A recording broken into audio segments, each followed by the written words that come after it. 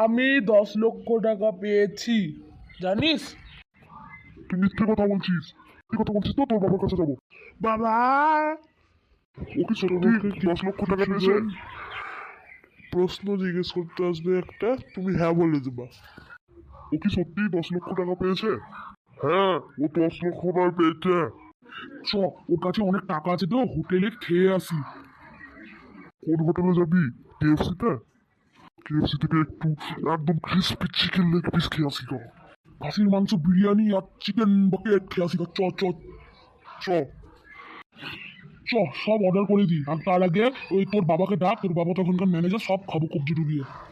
Chicken curry আর বালির জন্য chicken bucket আর আর একটা একটা রোল দিয়ে দিও। আর আমার জন্য 2টো চিকেন রোল, 2টো কেএফসি বাকেট আর একটা চিকেন উইংস। ঠিক আছে, আমি ওয়েটারকে পাঠাচ্ছি তোদের কাছে। বিল কত হলো? আপনার বিল হয়েছে 5600। পটলা তুই খাগড়া কেএফসি তে আইতো। পটলা তুই খাগড়া কেএফসি তে আইতো। কি হয়েছে তাড়াতাড়ি বল। তুই বলে 10 লক্ষ টাকা পেয়েছিস, যে আমাদের খাবারের বিলটা দিয়ে দে। হ্যাঁ দিয়ে দে। আমি কোনো টাকা পাইনি, আমি তোদেরকে মিথ্যে কথা বললাম। এ পটলা, তুই টাকা দে, নাহলে বাসন ধো। দাঁড়া দাঁড়া দাঁড়া দাঁড়া, কোথায় যাচ্ছিস তুই?